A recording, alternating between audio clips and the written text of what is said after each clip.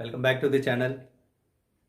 I'm very happy to see you all again and I'm confident कि आप सब अपनी लाइफ में बहुत अच्छा कर रहे होंगे और जिन बच्चों की नीट वगैरह की एग्ज़ाम्स थी आई एम कॉन्फिडेंट कि उन्होंने एग्ज़ाम वगैरह भी बहुत अच्छे से अपीयर करी होगी and hope for best results for all those who have put in hard work.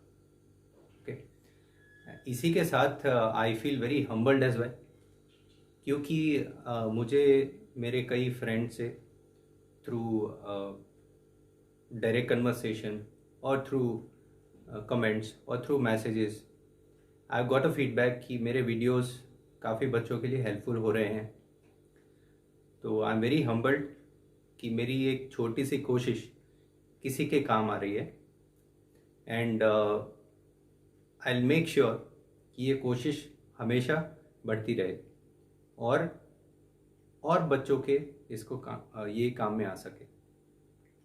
इसी कोशिश को थोड़ा सा आगे बढ़ाते हुए आज हम लोग एक ऐसी चीज़ पे बात करने वाले हैं जो कि जनरली हम लोग इग्नोर करते हैं वाइल अचीविंग आवर टारगेट्स और while striving for the success.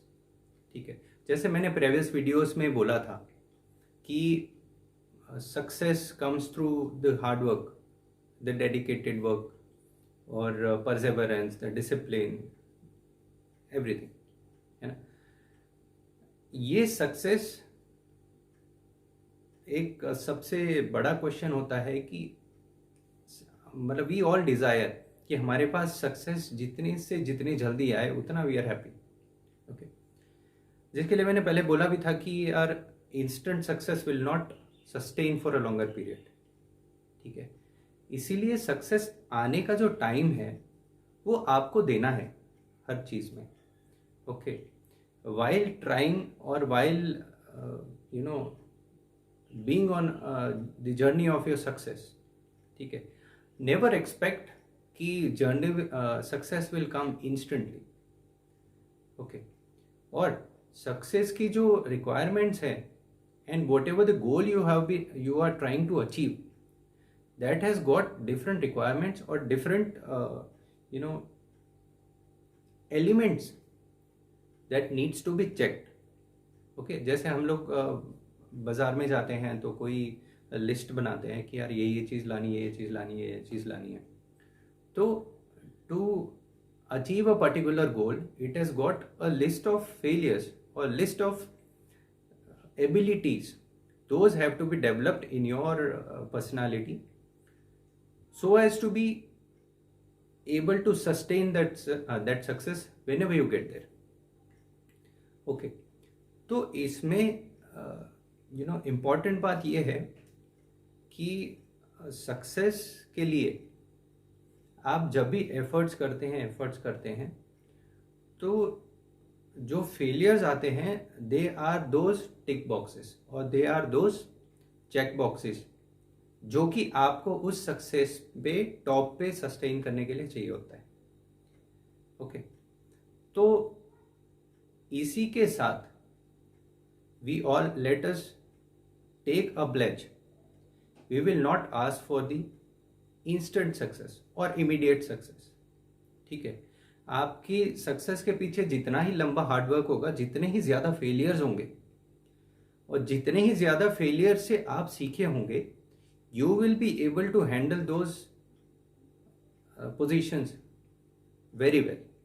ठीक है, suppose you are head of an institution. ठीक है, और आप डायरेक्टली आपको एक टीचर से हेड ऑफ द इंस्टीट्यूशन बना दिया गया. Then everyday problems that you face as a head of an institution, you will not be able to solve them efficiently till the time you have not gone through the process. ठीक है, so this process is very important. देखिए, problem तो solve कर लेता है. if you are a head of an institution, you will be able to solve the problem, but handling or solving the problem efficiently, that will segregate you as a leader then from a normal person or normal boss who is just stationed at their particular post.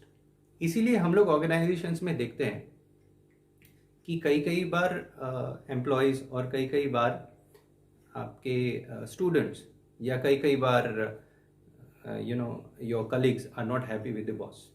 ठीक है, जब आप failure से होके जाएंगे, उनसे सीख के जाएंगे और उनको ओवरकम करके जाएंगे, उनसे लेसन्स लर्न करके जाएंगे, you will make yourself more humble person, you will make yourself more toughened to handle upcoming challenges. ठीक है, and your elevation in this success will depend on the kind of a person you are now and जो आपने learnings ली हैं आपके failures के time से. ठीक है, तो वो failures के टाइम ही आपको आपकी टॉप पोजीशन पे सस्टेन करने के लिए enable करते हैं. और those failures probably will give you best experiences or best learning lessons of your life. Okay, तो आज से इंस्टेंट सक्सेस हमें नहीं चाहिए, हमें चाहिए sustained success.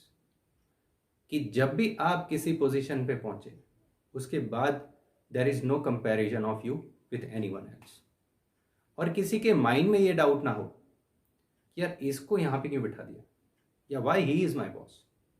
Instead people should have that faith कि if he is my boss, I have that confidence that he will justify wherever he is sitting. Okay. तो जब भी आप किसी के ऊपर हैं, जब भी आप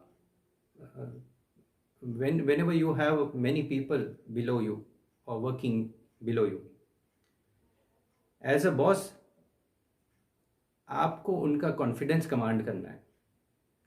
जब आप उनका कॉन्फिडेंस कमांड करेंगे then you will not work alone, you will work with the entire team. ठीक है, टीम कोई 2-4 लेक्चर या 2-4 सेमिनार साथ में करने से या काम साथ में करने से नहीं बनती है. टीम बनती है बाय फेथ. जब आप एक दूसरे पे फेथ करते हैं देन आप एक स्ट्रॉन्ग टीम का पार्ट होते हैं. So that is how you have to be with your team and lead your team as a leader. Thank you so much. See you soon. Bye.